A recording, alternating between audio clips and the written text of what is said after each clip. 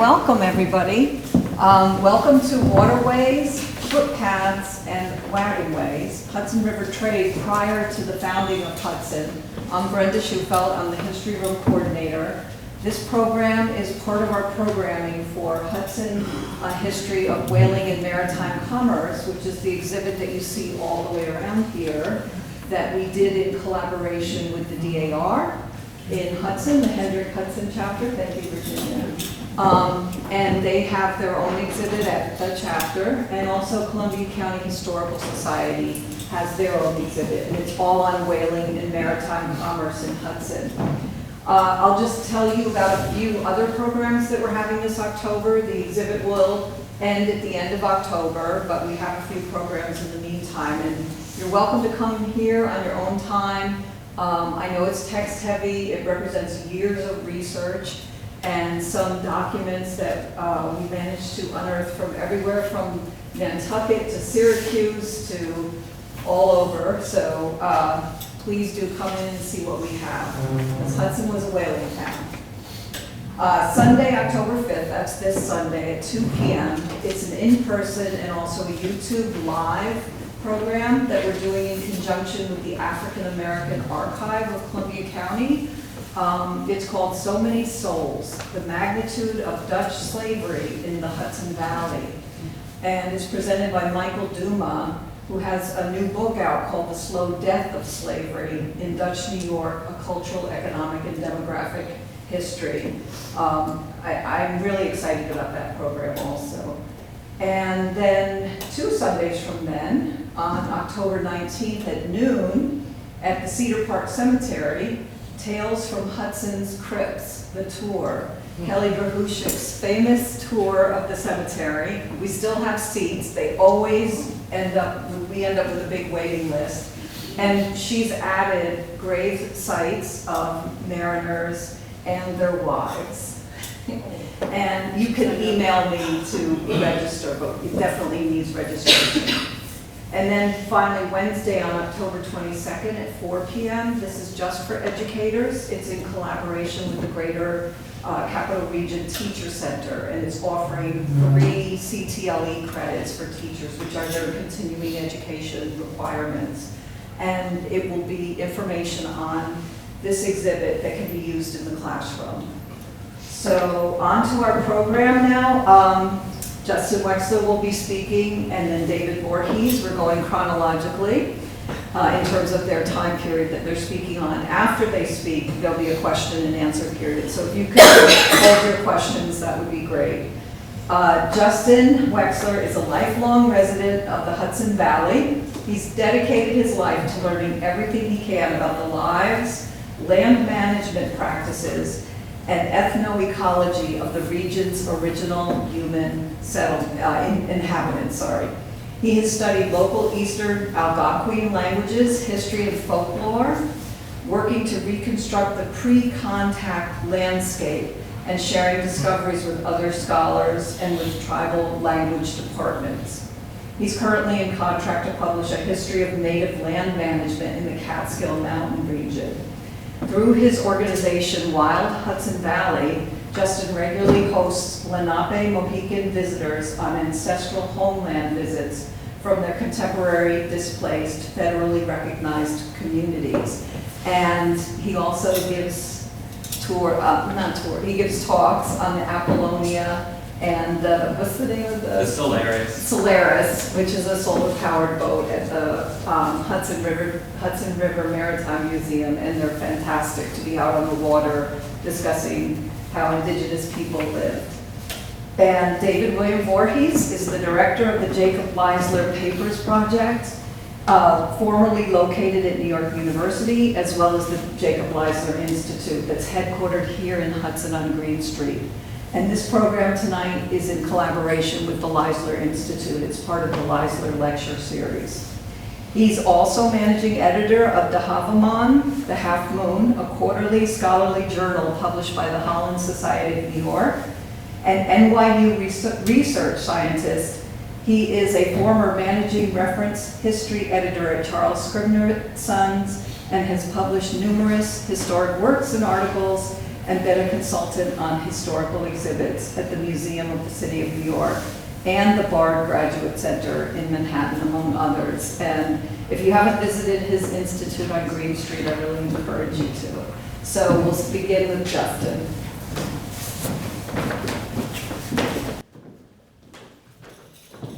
Hello, everybody. Can you hear me okay? Yeah.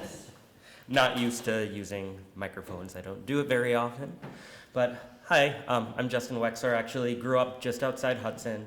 And I'm not going to be sharing too many slides tonight. And there are reasons for that. But hopefully, before we move on to the colonial side of things and the roads that I'm sure all of you drive on regularly, I could maybe give you a little bit of an idea of where these roads come from. So, all right, so I'm just going to give a very brief summary on Native peoples in the Hudson Valley on the eve of contact. So we're talking 450 years ago. That's the era in the 16th century when the first Europeans start coming up the Hudson River. We know very little about who was coming up here. We know through native oral histories recorded in the 17th and 18th century that they received a number of Spanish visitors long before the Half Moon came up the Hudson River. But we don't know too much other than what is found archaeologically and through indigenous peoples' oral history of what was happening in that period. But suffice it to say, this map should be a fairly accurate depiction over the main groups of people who lived in the Hudson Valley. So if you look at the center of the map, you can see the Hudson River, not all of the Hudson River, but the estuary portion for the most part. So basically from the Mohawk River north of Albany straight down to New York, or New York City. And the entire region of the Hudson River watershed, with the exception of the very upper part in the Adirondacks and the western Mohawk Valley, was inhabited along with the Delaware River Valley and had been for at least 1,200 years, based on archaeology, linguistics, actually genetic studies, and Native peoples' oral history, had been inhabited for around 1,000 to 1,200 years before contact by the ancestors of today's Lenape people who live in 3 communities in Ontario, 1 in Wisconsin and 2 in Oklahoma. And the northernmost group of Lenape people lived in this part of the Hudson Valley and spoke a language, and I say that past tense because it has not been spoken as a first language since the 1930s, a language that they call the Mohican language. So these are the people that you might know from James Fenimore Cooper's famous book, The Last of the Mohicans. Their tribal government still exists, but it's in Wisconsin today. And when around the time that the Dutch first started being more involved in this area, we're talking the 1610s, 1620s, there were multiple groups of Mohican-speaking people who arguably lived in separate sovereign independent bands. So you had the Mohican Nation proper, more to our north and east. Their council fire over the course of the 17th and 18th century, right until the 1740s, so their capital, where their chief sachem lived, was in the islands around Schodack and Castleton. Now down where we are here in the Hudson area, yes? I'm sorry, could you distinguish more clearly, at least for me, Uh-huh. the difference between Mohican and Mahican? That's a great question. So, and I made that even more confusing. So the way the word is really pronounced in the Mohican language is Mahican. The word Mahican means the great estuary. If you really decipher it, it means the lowest ebb tide, so the lowest low tide. So that's their name for the Hudson River. And that's the 2 darker words there, Mahican. Yes, they're the Mohican and Mahican are the same word. The current tribal government, they use Mohican with an O, but scholars historically over the past 100 years have tended to, especially linguists, have tended to write it with an A, so Mohican. But the real pronunciation is somewhere in between the two. So, and no relation to Mohegan. That's a totally different group of Native people speaking a very different language from what is now southeastern Connecticut and the Long Island Sound. So thank you. Sorry that I didn't clarify that. And like their neighbors to the south in Hudson Valley, the Mohican people also call themselves a variation of the word Lenape, which means human being. So these are all very closely related language. Just immediate to our south, we have the Munsee language. Dialects of that were once spoken. They are still spoken in the Moravian Town Reserve in Canada today. These two, Mohican and Munsee, are very closely related. It's like Spanish and Portuguese. But anyway, in this particular area, so in this part of Columbia County, the Mohican group came to be known as the Catskill Indians, and that's what they would call themselves in the documentary record right up until 1770. After that point, they amalgamated with other native people from the Hudson Valley and mostly ended up in Ontario. But I just wanted to give an idea of the people that I'm about to talk about, overlaid with some of the more major cities in the Hudson Valley today, and then we'll get into how people moved around before and after contact. So people had to move a lot. A question that I often get from people is, were Native people sedentary? Now, it depends on who you're talking about. Of course, I'm talking about the Hudson Valley right now, but it depends on when in history. I'm not going to go farther back in time than the late woodland period. So the late woodland period, that's just one of the ways that archaeologists classify different eras over the past 12, 13,000 years of evidence of human occupation in the Hudson Valley. The late woodland period started around the same era that the ancestors of the Mohican and other Lenape people seemed to enter the Hudson Valley from the interior. So it's possible that at that point, 1,500 years ago, they were living out in the Susquehanna River drainage, or maybe even out towards the Finger Lakes. And they were driven eastward for some reason. And with them, they brought some big changes to the land. Archaeologically, when you look at the pollen record, so some researchers are able to take cores from bogs, from the bottom of some of our very few ancient lakes in the region, and they can go through those cores and look at the pollen going back as far as when vegetation first returned after the ice sheets retreated 15,000 years ago, and they can determine what the dominant plant species were through that pollen. So if you imagine when you get bad seasonal allergies and you see a greenish yellow sheen on a pond or lake, and that's all wind-blown pollen from trees or maybe grasses, some of that will settle down to the bottom. And if there are still archaeologists or human beings 15,000 years from now, that green sheen you saw might inform them of what the dominant plant species were. Well, we know that around 1,500 years ago, which is around the time that Lenape people likely moved into the Hudson Valley, so the ancestors of the Mohican people around here, at that time we start to see the tree species composition changing. So we're going from sugar maple and beech and hemlock dominated to a lot of oaks and hickories. And that's because of their land management practice of using fire.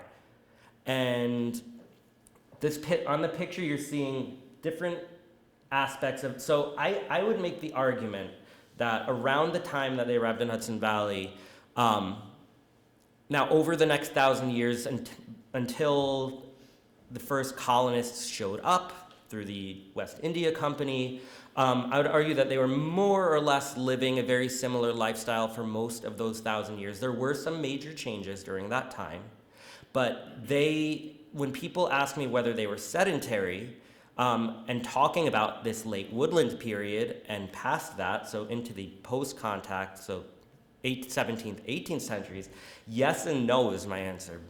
Because, and it'll be all clear when I get to the map slide, which is where I'm going to spend the most time tonight. They had permanent communities. Their word for that is Otenai, which all of you are familiar with. The word Ote and Ote, or the morpheme Ote and Otenai, is also in the word totem, like a totem pole.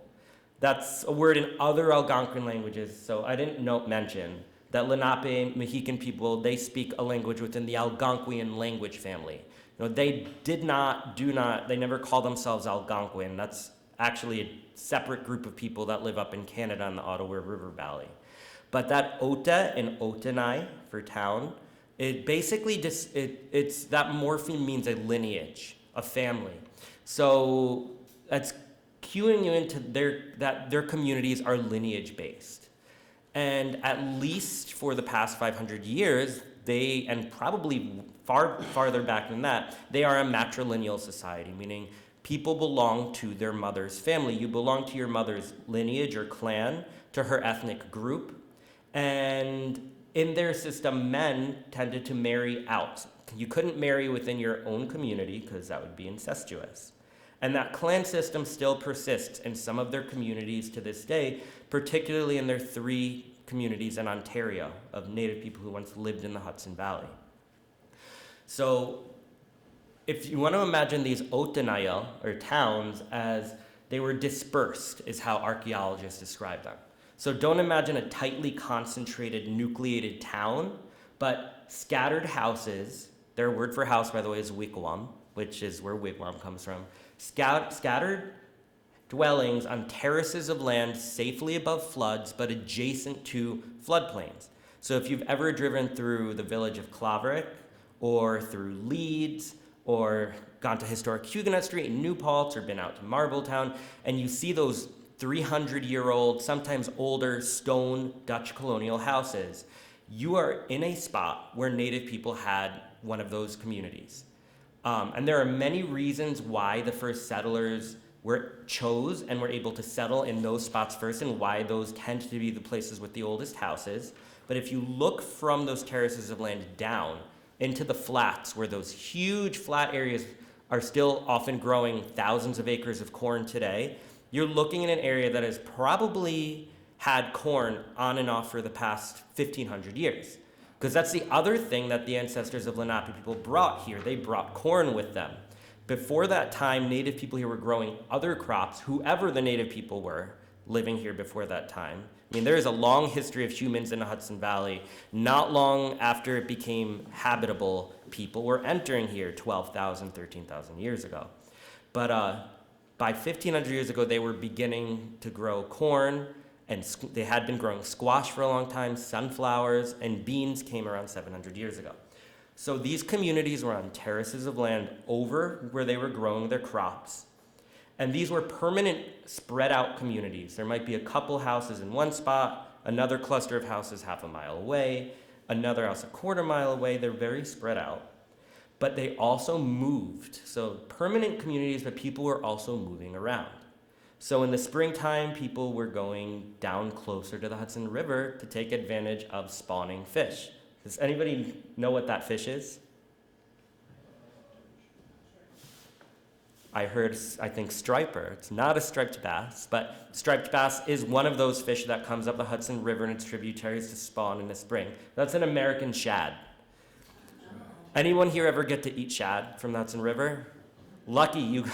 By the time I decided I wanted to really try shad, the state put its moratorium because there are basically almost none left and they're struggling to survive. So that's one of a number of fish: shad, blue-backed herring, striped bass, Atlantic sturgeon, and short-nosed sturgeon that Lenape people, Mohican people relied on in the early springtime. And that springtime fishing tradition was very, very strong. People had fishing camps down in the lower parts of tributaries that flow into the Hudson River, where there are natural barriers like rapids or waterfalls where those fish get bottled up and where you could catch a lot of them. It's, again, another living tradition, by the way, in their communities in Canada, although they're catching fish that swim upriver from Lake Erie, so different species. So during the fishing season, women started planting their corn, beans, squash, sunflowers, and other crops right next to those permanent Otenayel, or towns that I mentioned. And by the end of the corn harvest in the fall, people moved again, younger people. Because with all of these moves, the springtime moving down to fish camps, which was mostly men, younger and older men, and the fall move to their hunting camps, which were in the uplands. So you're moving up and down streams. Imagine Claverick Creek or Kinderhook Creek. So you have their communities down close to the flats, down in the floodplains. Their fishing camps downstream within a mile or two of the Hudson River or on the Hudson River. And their hunting camps upstream, so in the foothills of the Taconic Mountains, or in the foothills of the Catskill Mountains or the Helderberg Plateau. So younger people families would go upland to the upland territories to hunt elk, deer, moose, if they had access to moose in their hunting territories, up in the northern Taconic Mountains and Green Mountains. And by spring, they'd come back. And when they returned, there were plenty of people that had stayed behind. So they had to get around, right? So this is the only historic map I put in this tonight. This is from the mid-1760s. By this point, the area of Columbia County, and this is just a snapshot of most of the Columbia County area, had been inhabited by people of European and African heritage for over 100, or close to 100 years. And you can see a number of roads in this map. And I'm not going to get into those roads right now. That's going to be the next part of the presentation after me. But I just want to note that it is likely that some of those roads follow, in part, if not in whole, Native people's paths. And there are very good reasons for that. People, if you've ever walked on a trail, let's say in a Columbia Land Conservancy site, you might have noticed lots of wild animal footprints in that trail. So wherever we're going to make trails, they're going to be in a place where that is the most direct, easiest walk, in a place that's not going to get constant flooding, that's not particularly dangerous. Animals will do the same thing, and they'll follow in trails that we make, and we'll also follow in animals' trails. And by the way, I didn't think I was going to mention this tonight, but when we had elk in Columbia County until the 18th century, we have at least one record of an elk trail that had been worn deep into the ground going for a mineral lick in what is now the town of Taconic, which is kind of cool. So humans were not the only ones making trails in Columbia County back in the day. But anyway, back to Columbia County, I just want to point out all the yellowish marks on the map. Those are areas I have mapped out that have prime agricultural silt or sand loam soils. So these are the areas where Lenape people pretty much exclusively grew their crops. So wherever you see that yellow, on the elevated terraces of land next to those yellow fertile flats, that's where they had their communities. And the orange dashed line is about as accurate as you're going to get for boundaries between different groups of Lenape and Mohican people in the Hudson Valley. Keep in mind, this is a work in progress. This, especially the place names, and I only put a handful of place names in this, until I've got these through, looked at by the language department of the Mohican Nation and by a friend from the Moraviantown Reserve who's fluent in the Munsee language. These are not to be made public yet, but by the end of next year, they should be published. Excuse me? Yes? Could you point out some of the names, because they're like white? Oh, sorry. I can't read I didn't. anything. All right, well, Only the important ones, sorry. some of the names are still on a map today. So Kopake Lake from Gokpake, which means snake waters or snake lake. Taconic is another one in the southeastern part of the map. That one, it's still, I worked with the Mohican language department 3 years ago, and we did not come to a satisfactory conclusion on the etymology of that one. But there are a few others, like the area of Claverick was called Patcoke, which is it's a word for rapids or waterfalls. It literally means where the water is shaking itself off. Up by Kinderhook, you can see a name, Pachquek, that just means the flats. So a place that's flat and clear. So these are just a handful of place names on the map. But are the dotted and dashed black lines clear? Like of potential trails? All right. So interestingly, there is very, very little direct documentation for Native people's trails in Columbia County. It is they're Ulster County, Greene County, Albany, Schoharie. There is abundant documentation in the form of maps, surveyors, field notes, land deeds that directly document Native people's overland trails. Columbia County, all we have And I have searched for years through archives trying to find this kind of information for Columbia County. All we have is a few travelers' vague descriptions and in some of the local histories, the memory that such and such road was originally an Indian path. So where you see the tiny dotted line as opposed to the dashes, those are areas that I feel more confident were definitively trails. Most of these trails, by the way, follow roads you drive on today, like 23 or 22, and a number of major roads that crisscross Columbia County. So why were people using these trails? And I promise I'm going to wrap up soon because I know it's just a half hour and I've probably taken up a lot of that time by now. Now, number one is the obvious, getting from one community to the other. And if you notice, these trails are linking those yellow areas where people were living full-time, where they were growing their corn, beans, squash, and other crops. Another purpose was to get to the uplands, to their hunting regions. So there was a well-known trail that went from Mohican communities in the Hudson Valley between Schodack and Troy and traveled up the Hoosick River to southwestern Vermont and northwestern Massachusetts, that they were traveling in the fall and winter time for hunting moose and bears and beaver. So we have trails going into the uplands for that purpose, and also for connecting communities. I do want to note that they avoided, based on historical documentation, Native people avoided walking whenever they could. There's a reason why Native people in the Hudson and Delaware Valley were called the River Indians.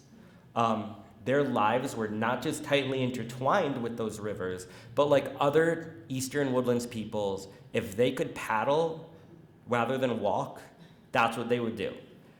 To the point that the Dutch, when they very early on in the 1610s and early 1620s, before they got to know Iroquoian people, so the ancestors of today's Six Nations or Haudenosaunee people, they were calling them the canoe makers. Because unlike the Lenape people, they saw the Mohican people on the Hudson River in huge single tree trunk dugout canoes.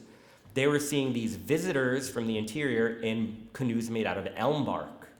And Lenape people, by the way, also made bark canoes when they were traveling overland. If they had a long distance to go and they came to a navigable body of water, rather than walk any further, they would find the nearest suitable bitternut hickory tree or American elm tree or chestnut tree and peel the bark off and make a canoe that was just for temporary usage, just for maybe the next 3 days, so the current could take them with minimal paddling and they didn't have to walk farther. So they were really, when possible, traveled by water, but when not possible, used all of these trails. And we're fortunate that a number of eyewitnesses 300 years ago described how these trails worked. Now, they're not specific to Columbia County, but I feel safe in saying that these are perfectly accurate descriptions for here as well. The way they created these trails, and it's really hard to say who created them, because people have been living here for 12,000-ish years. You know, we can't say who made them first. But they generally had these trails following along river bottoms, but safely up in elevation so they wouldn't get flooded. That's basically where most of our main roads travel today. But when possible, they also had trails go up along ridge tops, which is something modern roads don't do. And that is because at the time, and I can't say this for everywhere, but as often as not, the tops of ridges or hills, like Mount Merino, and actually likely Beecraft Hills, were more or less partly treeless. And that is from Native people using fire to manage the landscape for their hunting. Heat rises, fire climbs hills, and we know from early 19th century paintings that many of these rocky uplands that had not been cleared yet by settlers for the merino wool boom or because of the Yankee invasion, they were already denuded or clear of trees, just from centuries of Native people using fire. And so having trails go along these high points gave people a bird's eye view of the territories that they were managing. So that was, in a half hour, as good as I can give you on Native people's past in Columbia County, I will note one other thing. I hear people frequently talk about trade routes, and when studying people from a different culture and a different era, it's easy to impose your understanding of the world today on those people and that era. And there certainly were trade routes in some parts of the Northeast.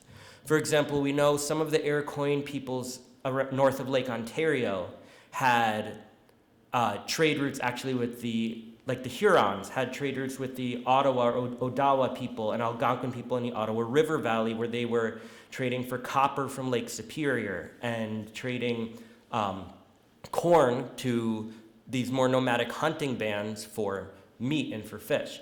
In the case of the Hudson Valley, I would make a strong case that there weren't trade routes as such, that evidence we see of trading, for example, clay pipes that's moving from one group to another, or like projectile points made out of chert, let's say from Greene County showing up in Connecticut, are more an example not of caravans of people trading, but of a kinship network where you have, widely dispersed communities connected through kinship, through intermarriage, through alliances during times of war, and also during times of intercommunal games, which we know they were playing lacrosse. There are a number of places in Hudson Valley, formerly or still today, called katsbaan, which means the tennis court in Dutch, because the Dutch, way they could describe lacrosse in the 1600s was through tennis, which was a game they were familiar with. And they tend to be located in between where we know different groups lived. So there are many ways in which things got traded. I don't know that I would say there were trade routes in Hudson Valley 500 or 1,000 years ago, but if that documentation shows up, I'll be the first to, let people know. So thank you all, and I guess at the end, if anyone has questions, I'll do my best to answer them.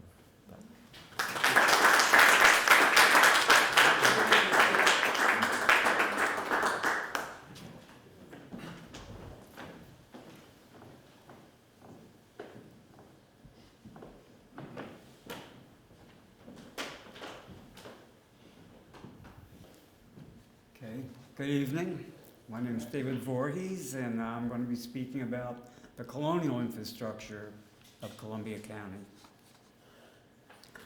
When in 1783, a group of Nantucket whalers sought a safe inland harbor for their fleet, they found at Claverick Landing a port with an established transportation infrastructure.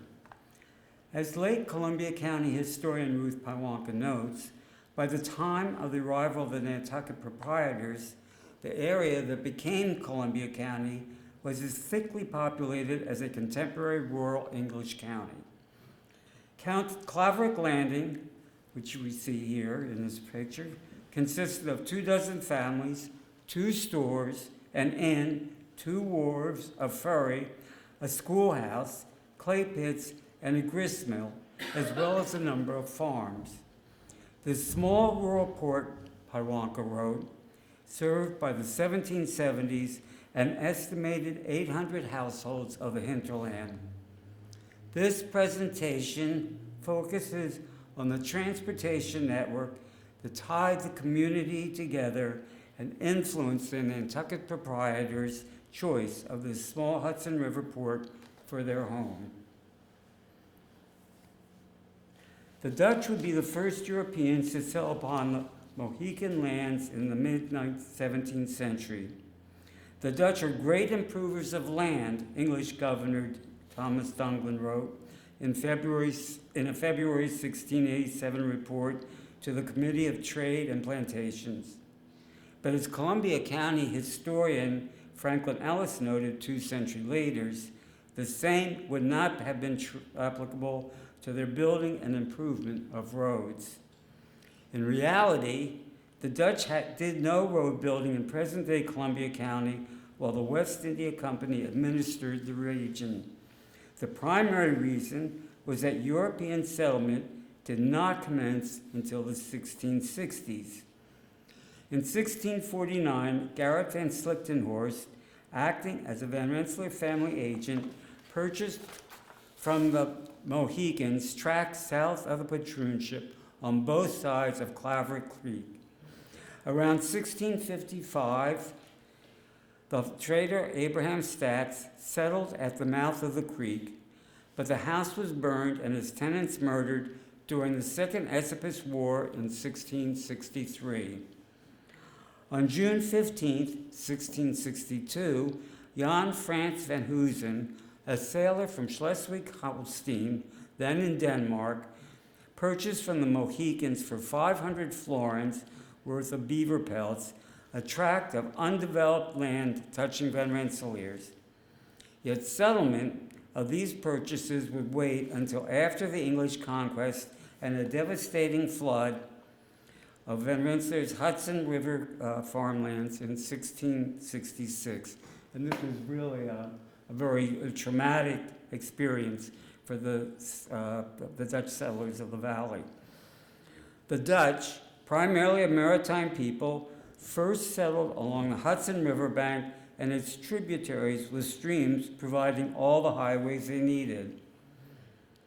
As grain production replaced fur trapping in the 1670s, however, farmers located on more fertile lands inland and developed wagonways to transport grain and other produce to river points where sloops bound for the Manhattan West India trade could be loaded. The earliest ports developed at Stockport at the mouth of Kinderhook and Claverack Creeks and at Claverick Landing, present-day city of Hudson. The wagonways were privately created. The earliest governmental road construction I have found occurred in February 1676 when Dirk the Swede and Adam Dingemans, in their capacity as path and French viewers, were ordered by the Court of Albany to, quote, finish and complete as soon as possible the path between Kinderhook and Greenbush. And these paths were probably Indian paths, as Justin just noted, that were then expanded so that they could carry wagons, such as you see in this picture here of the Van Bergen home in Leeds, which is just across the river. Agricultural land near the river was poor. Histories mention fertile farmlands inland at Kinderhook and Claverick and near South Bay, with orchards on the slopes and forests to the north. The land in between was hilly, rocky, and mostly clay. Van Hoosen settled on the rich bottomlands of Claverick Creek, while the Van Rensselaer tenants settled on the patroons' lands along the creek. In 1678, a handful of Van Rensselaer's farmers squabbled viciously with those inhabiting the Van Hoosen lands about their rights on the wagonway to Claverick Landing. In 1679, Folkje, the widow of Jan Frans van Hoosen, and her husband, Gerrit Visbeck, who lived near the river and close to the road leading inland, attacked a local farmer, beat him, and took the bits and bridle off his horses so that they ran away. Visbeck claimed he had owned the land for over 20 years and had made the road to the river. The court denied Visbeck's claim to be the road's ownership. Labadist missionary Jasper Dankers, who sailed the Hudson River looking to purchase land for his religious sect, provides an extraordinary description of the wagonway in 1680. Returning down the river from Albany, he wrote on May 1st, we set sail in the evening from Kinderhook and came to Claverick, or Cloverreach, 16 miles further down, where we also took in some grain in the evening. The following day, he continues, we were here laden full of grain, which had to be brought in 4 miles from the country. The Boers who brought it in wagons asked us to ride out with them to their places, which we did. We rode along a high ridge of blue rock on the right hand, the top of which was grown over. This stone is suitable for burning lime, as the people of Esopus, from the same kind, burn the best. This is the earliest known mention of an industry that dominated the city of Hudson in the 20th century. that is the lime from Beecraft Mountain and the creating of cement. The wagon way to Claver Creek, which Dankerts described, can still be followed. It began from the Power Boat Association dock on the river, ran along the line of Furry Street, up to Partition Street, the name of which is derived from the partition of land between the Van Hoosen heirs, William Herdick and Johannes Van Hoosen. From Partition Street, the road continued to South 5th, then made a diagonal across present-day 7th Street Park to run along Green Street and Green Street extension to 23B. And this is a view of that extension. You'll note on this photograph, which I took through glass, unfortunately, you'll see the old road to Claverack, and that is now Green Street, what you're looking at in that picture there. It's where it curves and then curves back to Columbia Turnpike and on to Spook Rock Road. In the course of his journey, Dankerts noted large clear fountains flow out of the cliffs or the hills, the first real fountains and only ones which we have met with in this country. One of those fountains today is enclosed in a small brick building near Greenport Rescue Squad on Route 23B. I don't know how many of you noticed it when you're driving out there, but you'll notice a little brick building there, and that's a fountain there, and that's where the water flows out of down toward Underhill Pond in Oakdale. Further south, the Mohicans sold in 1683 200 acres of good land and 1800, I lost my spot now. 1,800 acres of woods on the Roloff Jansen Kill, named after an early Van Rensselaer tenant who traded but never lived on the creek, to Robert Livingston in exchange for goods as well as rights to hunting and fishing in the area. New York Governor Thomas Dongan confirmed the patent to Livingston the following year as the Manor of Livingston. By 1695, the manor had mysteriously expanded to 160,240 acres. Livingston established his manor house and port at the mouth of Roloff Jansen Kill, present-day Linlithgow. By mid-18th century, this was a thriving port due to the Livingston family's development of industrial works. The best known of Livingston's endeavors arose from the settlement further south. Two small creeks enter the Hudson River near Germantown, Germantown Station, and below East Camp Landing. In 1710, Queen Anne purchased from Robert Livingston 6,000 acres in this area for the settlement of German Palatine refugees. The primary royal objective was the manufacture of naval stores, ships, lumber and masts, pitch and tar. Its management was turned over to Livingston. Some 1,200 Palatines were sold on work camps as indentured servants to manufacture the naval stores to pay off their passage. Known as East Camp, the colony had 4 villages: Hunterstown, Queensbury, Ansbury, and Haysbury. The area was later renamed Germantown, and in 1775, Germantown was formed as a district. The Palatines also labored to create a road network for the transport of naval supplies within the manor. In 1685, Livingston had received a Mohegan deed to the Taconic at the eastern edge of the manor, and Justin mentioned the Taconic. King William's War with France in 1688 through to 1697 spurred road development for the movement of militia forces from the lower Hudson River Valley and New England toward Canada. As late as 1690, there was no direct route between the Hudson River and New England. In that year, it took Fitzjohn Winthrop's Connecticut militia 10 days to hack their way through the terrain to reach Kinderhook. Palatine workers turned a Native American trail that divided Mohican and Wappinger lands into the King's Highway to Taconic at Crown's expense. The road became a practical route from the Hudson River eastward to Taconic and on to Massachusetts before 1714, as this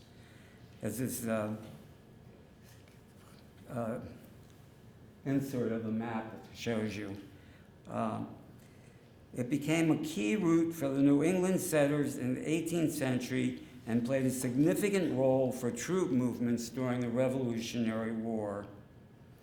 Throughout the 17th century, the development of wagonways was largely done at private or communal expense.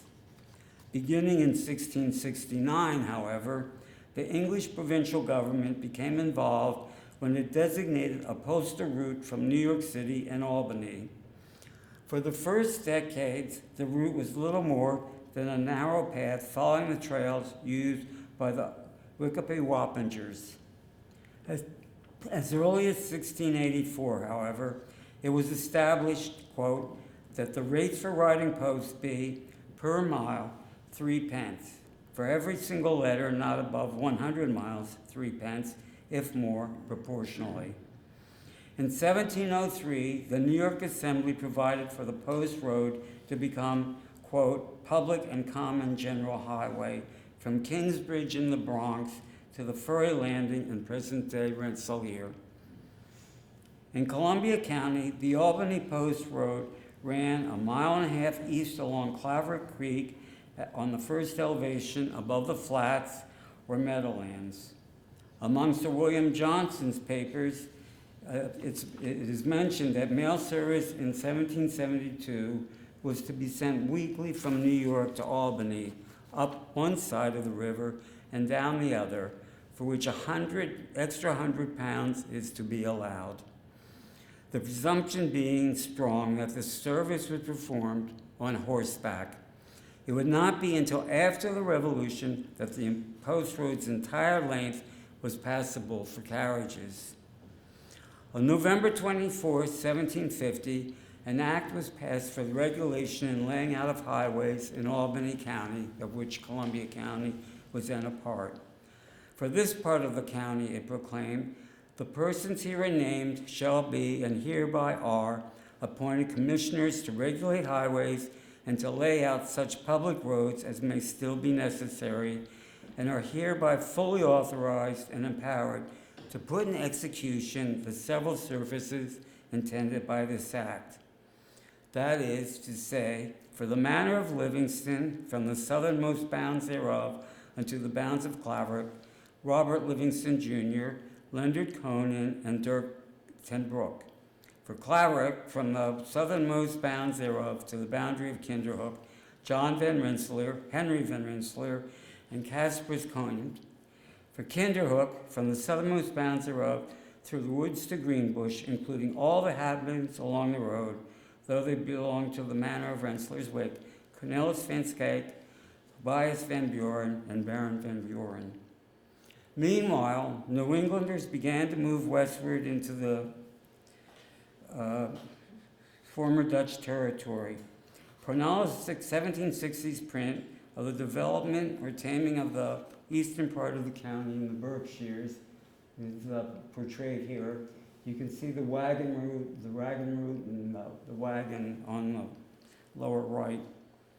Austerlitz was settled by squatters from Massachusetts known as the Spencertown proprietors, who in the 1750s purchased some 6 miles square along the Green River from the Mohicans under a Massachusetts grant. This purchase was divided in 1757 into 2 divisions, with each proprietor entitled to 100 acres in each division.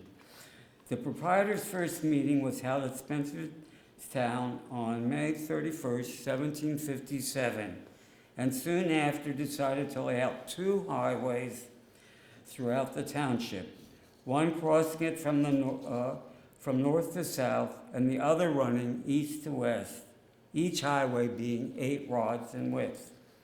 The one running north and south was laid out as wide as that, but the other road, beginning near the northeast corner, cross the town diagonally to the line of Nobletown, about where Hillsdale line now runs. This part of the west of the first road was 4 rods wide, while the remainder was 8 rods wide. Subsequently, they were all reduced to 4 rods each.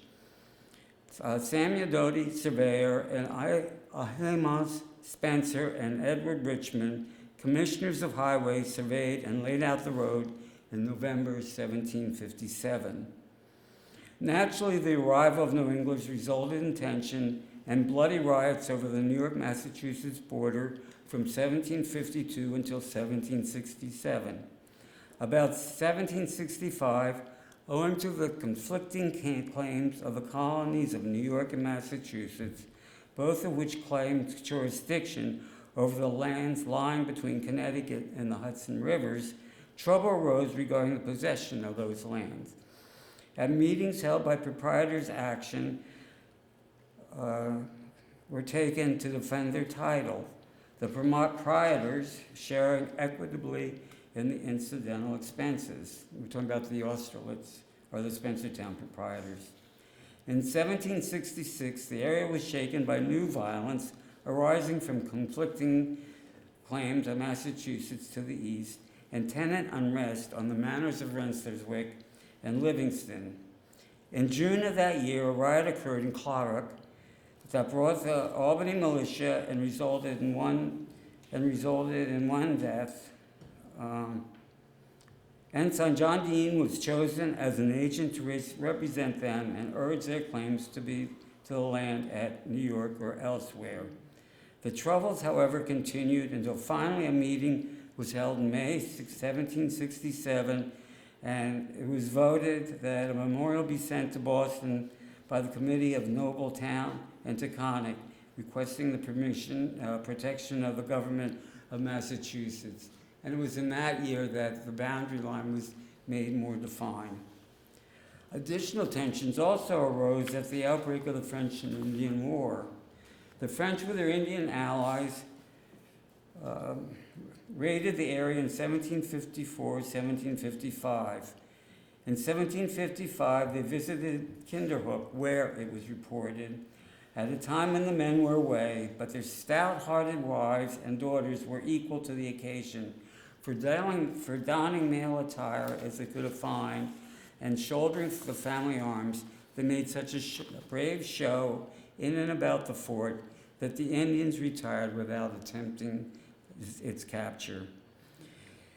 It is believed about this time a small fortification was also erected near the present southeast corner of Grant and Fairview Avenues in Hudson to protect the wagon road to the landing. Later referred to as Fort Aiken, it stood until 1920. The mid-18th century tensions resulted in more professional approach to highway maintenance. Road commissioners appointed in February 1773 record the first survey made June 22nd, 1773. And their report is one certain road beginning at the now dwelling house of Bartholomew Ave, thence northly so as to the roads running now along the east side of the meeting house to the now dwelling house of John McKinstry, and so running into the Albany Road. 10 more roads were located the same year, but the directions are so vaguely described, it is claimed that they were not deemed worthy of reproduction in this connection. At the dawn of the outbreak of the American Revolution, wagon roads crisscrossed present-day Columbia County. In December 1775, Continental Army Commander George Washington commissioned Colonel Henry Knox to transport 59 cannons from captured forts on Lake Champlain to the Army camp outside Boston to aid in the war effort against the British forces. Knox used sledges pulled by teams of oxen to haul these cannons, many weighing over a ton, across the New York and across Columbia County and the snow-covered Berkshire Mountains, finally arriving to the aid of the beleaguered Continental Army in January 1776. There's some dispute as to the exact path that Knox took. It's believed that one of the beliefs is that he went down the Albany Post Road and then went across 23. That's been now disputed, and it's claimed now it went diagonally across, but they're not sure of the exact path.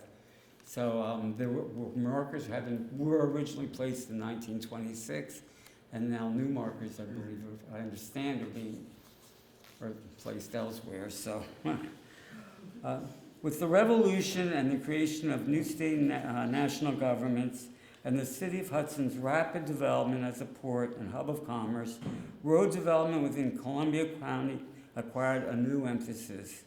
Traffic now greatly increased from New England migration westward and farmers bringing produce to Hudson to travel to the city, to Manhattan. Investors recognized better roads facilitated the movement of goods and farm products.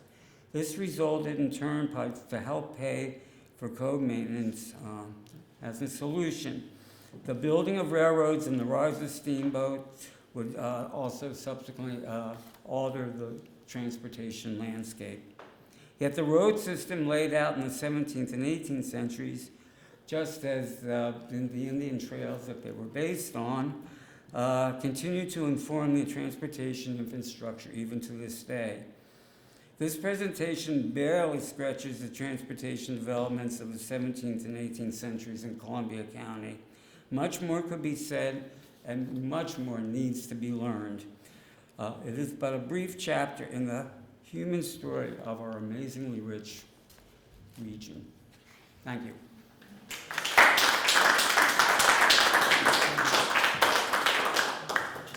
All right, so if you all have questions, maybe David and Justin would like to come back to the front, and I think there's a lot to ask. Yeah. You don't like them. Sorry. David, I have a question for you. You talked about the proprietors in the eastern part of the county, I think it mostly was, in the 1750s. Who were they and how did they have that name? Well, they're called the Spencerstown proprietors. Okay. And I do not know if that's a formal name or that was the name that was given to them informal. Oh, I've never heard that.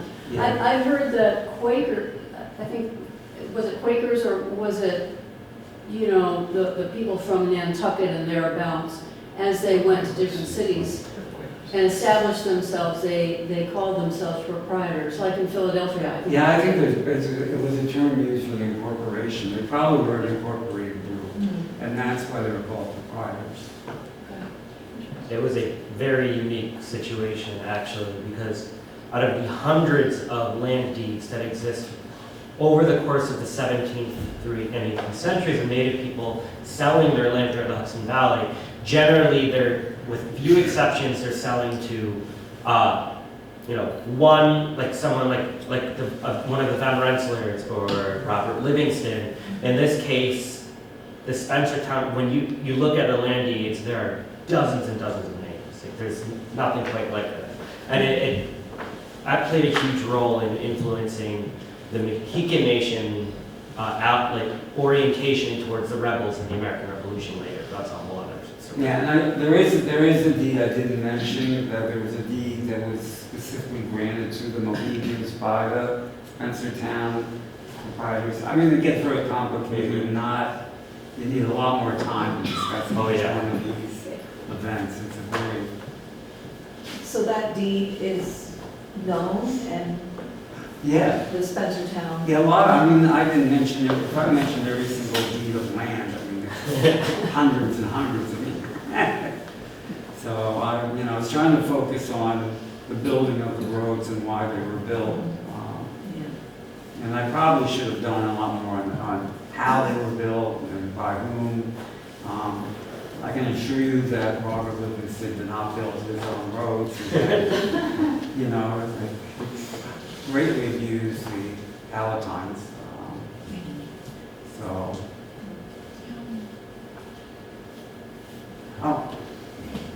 You mentioned, or each of you mentioned several different ports along the river. I think, and I don't remember exactly what all you mentioned, but some of the towns that we know, like Kinderhook maybe, and Livingston.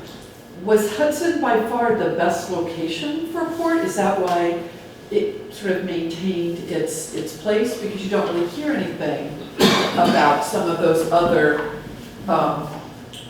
areas along the river as being a port location. Today, we don't really hear about that. Well, yeah, I mean, you've got to think that you're talking about undeveloped land from a Western European viewpoint.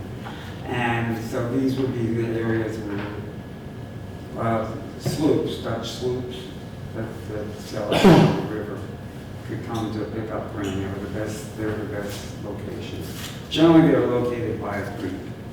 The unusual one is actually Clover Landing. But that's because Why would the creek make it? Because they bring the Dutch, they bring like the produce down the creek? the Indians, they were maritime people. Okay. And the Dutch, actually more than the Native Americans, use the streams for transportation. So when you talk about the development of wagon ways in Columbia County or in upstate, it's more done by the English government under the auspices of the English government. I think you also have to keep in mind that, at least for the initial first few generations of Dutch settlement, they were really very strongly focused on the Indian trade. And that's why the main reason they were here was trading for pelts, especially beaver. But some of the maps actually that were in this presentation really showed what makes Hudson unique and why the New Englanders chose Clover Landing because of because of South Bay. There really aren't a lot of places that are like that on Hudson River. Right. It's very So you unique. had a deep. But they would be ideal for larger shipping, right? Right. Okay. Right. Well, they wanted a safe harbor to keep their ships. So, if you don't mind, can we go back to those maps? Because I don't know about everybody else, but I get lost when there's a lot of information and the map is there. Can you go back to that map that Justin was talking I about? couldn't read the map at all. There are a few. Yeah. Yeah, I heard a few that had a very clear image of showing Clover Landing. Well, there's Yeah, that one is. I think that's Albany. But there's another map here. You can see that on either side. Can you see that? Yeah, you can just see South Bay a little bit. And North Bay. There's Yeah. a North Bay. There was a North Bay as well. And actually, somebody took me once to look at the remnants of where there were piers in North Bay. At one, I don't know if it's still, yeah, but there were remnants. So if I could just say from what we learned when we were researching, South Bay, which is down on the lower left, Right. and you can't see all of it, but that has been filled in. And sometimes people don't realize how much has been filled in, over 90 acres. When the railroad was built, the silt can come in, but it can't come back out. So it Right. started filling in, and then also there was the Hudson Iron Works, which we have, we talk about as part of this exhibit. And they purposely left their detritus to fill in that area. And the other thing I was going to say is that part where, and that's the map that the proprietors planned from Nantucket. They weren't even there. They drew all the street grids and planned everything out. But that area that comes out between the two bays, that's where the deep water was. And then South Bay was a lot shallower, so they would actually use that for ship repair. They could bring it in, and when the tide went out, they could repair the bottom of the boat and of the ships at that point. And there were a lot of businesses right here. Right, there were Yeah. tanneries, there were tanneries there for oil.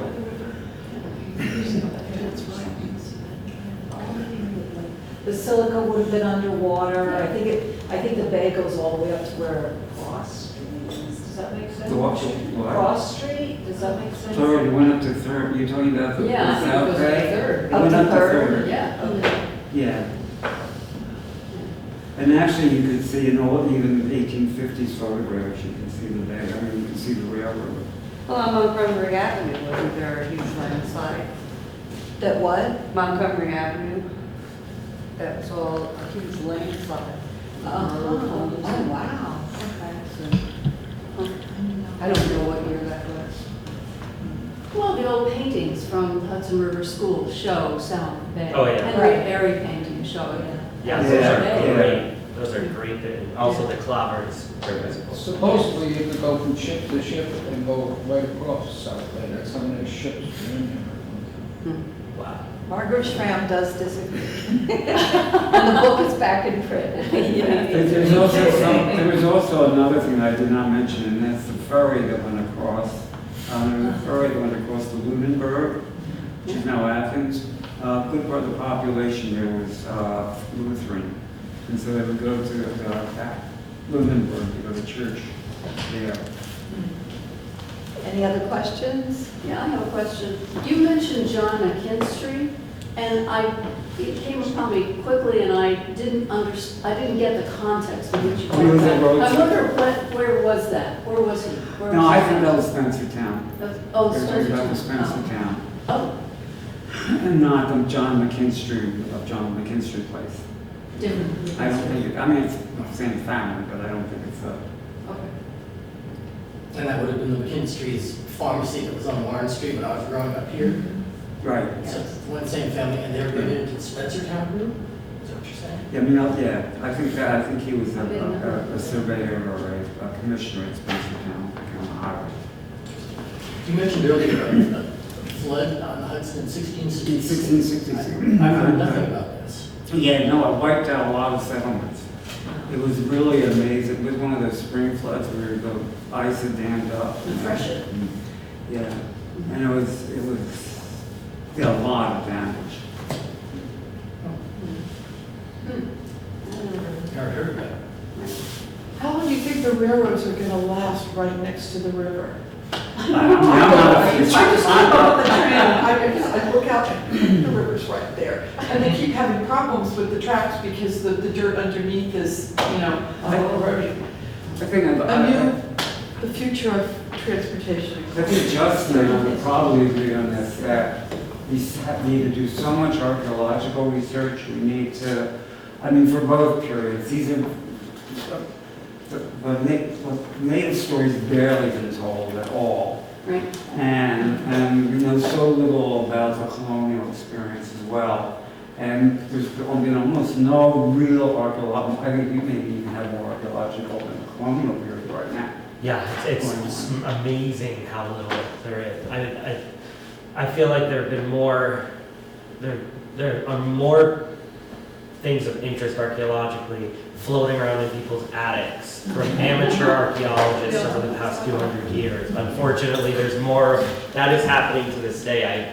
I tell you how often I meet people who are just digging where they shouldn't be and then keeping some of it and selling the rest as an option. There's more of that going on than legitimate archaeology that could inform us of what people's lives were like, unfortunately. I mean, I would really like to see work done along Claret Creek. I would like to see a lot more work being done in that area. Because I've always thought that the original Dutch settlers were probably the combination farm, house buildings, not the separate. Yeah, Justin, to get back to, Spencertown, did the natives, sometimes they sold the land more than one time? Oh, yeah. Yeah. Yeah, and you have to realize that there was a generation of, there was a time between the 1640s and 1660s where the two sides were coming to figure out what this agreement meant and what selling the land meant because of having different concepts of ownership. But they did come to the native people come to a very good understanding of the permanency of ownership by, I would argue, by the late 1650s, so very early on, before there were even really very many settlers at all in the Hudson Valley. And So the Livingston patent is a good example of that. And I don't want to stay on this too long because we're talking about paths tonight. But, you know, and you had mentioned how Livingston's deeds, like, magically increased to 260,000 acres. But it's native people are not unaware of that, and the original sellers over the next 3 generations continued to approach Livingston to get compensation, one piece at a time. Sometimes they would even, one generation later to the next generation of Livingston say, we don't feel like we were ever fully compensated for this area, and they didn't really have, the Livingstons didn't really have a choice. Yeah, that did happen. And sometimes you had cases where the Mohawks, after winning in a war against Native people in Hudson Valley, would sell land from under their feet in the Albany area and say that they were doing that by right of conquest, and then that would start a legal battle later. So it's complicated. Well, they were much more sophisticated than we give them Yeah. credit for. They knew what they were doing, they were aware of what was going on, and they were trying to take advantage of Europeans as well. I mean, Yeah, 100%. so, and then there's also the problem of the intertribal international issue, let's say, between the Mohawks and the Mohegans. And so they were looking at the Dutch as a buffer sometimes. Yeah. I think they were using, hoping that they would create a buffer. I mean, nobody could foresee what was going to happen in the future, so. And what year did the Huguenots come in? What year? What year Well, were let's they? say New Paltz. Like the New Paltz. Yeah. Oh, well, That's Much came- later? Is it much? Well, they came in earlier. That was a group that came in and settled there in the 1670s. But the big Huguenot migration is after the Edict of Nantes in 1685, and most of that comes from the French West Indies. Say that again? What came from the French West Indies? The Huguenots? A lot of the French, I mean, they were French, but because Louis XIV basically, outlawed Protestant faith everywhere in his realms, that was in their realms. So a lot of them came here from the French West Indies. I mean, they may have been born in France, but settled in West Indies and then came here. Uh-huh. So was there a critical link between Hudson and West Stockbridge and that whole area, Stockbridge itself? Well, there's a tribal connection. Yeah. The Stockbridge Indians, yeah. Also specific to the trade routes too, because of the bay and the shipping. I mean, I Are you don't. talking about native or? I don't. Native, then that was taken over by the Europeans, and then there was a whole conflict with land usage there and who still held title, but there was, I'd say that Route 23 would be the direct route between the two towns. Yeah, but I think that under the indigenous peoples, they were probably more mobile that way than the Europeans were. And so a lot of times when we think of like Massachusetts or going down the Connecticut River, they go all the way down, just like today with the train. They go all the way to Manhattan and they have to come all the way back up, where the natives would go right across. Yeah. Oh, okay. Justin, you said something about how there weren't trade routes from the indigenous people, but then you referred to because it's a different sensibility, but they were trading?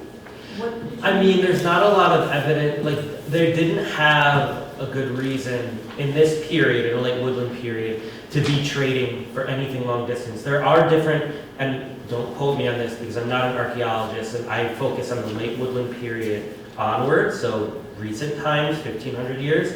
There were times where there were where you start finding obsidian from Wyoming on the Gulf Coast, and shells from the Gulf Coast showing up in the upper Mississippi Valley, or copper from Lake Superior shows up in the coast of North Carolina. But in this period, for these people in Hudson Valley, they didn't really have any need for that, other than, well, even in terms, at one point, 1,000 years ago, more copper starts showing up in the Hudson Valley, and I think it's been traced to Lake Superior.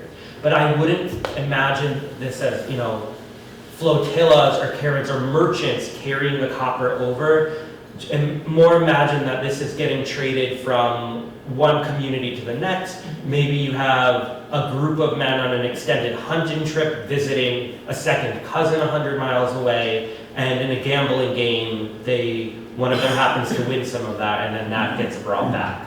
I wouldn't imagine it in a trader in the way that the colonists later had, regular, for example, a postal route going back and forth or something like that. Is there anything that specifically references the Livingstons and how they interacted with the native Indians here? Do you have anything to say? Oh, and how on the Livingstons and how they interacted. In my experience, I find that compared to the Rensselaers, that Livingstons had a much better relationship with the native people living within the lands that they had bought from them, and they continued to come. It's not like they were best friends, but they regularly, the Livingstons walked their boundaries with native leaders, the boundaries that they had purchased, to make sure that those boundaries were accurate and correct. Well, remember that Robert Livingston was the Commissioner of Indian Affairs. Yes. Right. So, and I'm sorry, I have very personal bias because I'm I Jacob Leisler, and Livingstons are not my favorite people. And I blame Alita, so Alita was not a nice woman, I don't think. How did the Rensselaers interact? I can tell you that they're, to this day, for those in the Stockbridge Mohican Nation with knowledge of their history, they still really resent some of the Van Rensselaer's fraudulent purchases, including the lower manor of the Rensselaers in Claverack, which they really were just buying the floodplain, the bottomlands, and they expanded it to cover pretty much the rest of Columbia County and part of what is now Massachusetts. And the native sellers never got fully compensated. They were there were practically violent uprisings 50 years later in the 1730s by native people against the Van Rensselaers and their tenants. So it's more complicated, and I don't know a lot about it, but I know that that's still something that they want some of that land back to this day. They were not compensated. And so much of the history has to be re-examined because it's been whitewashed from all of us. Oh yeah, Administration. 100%.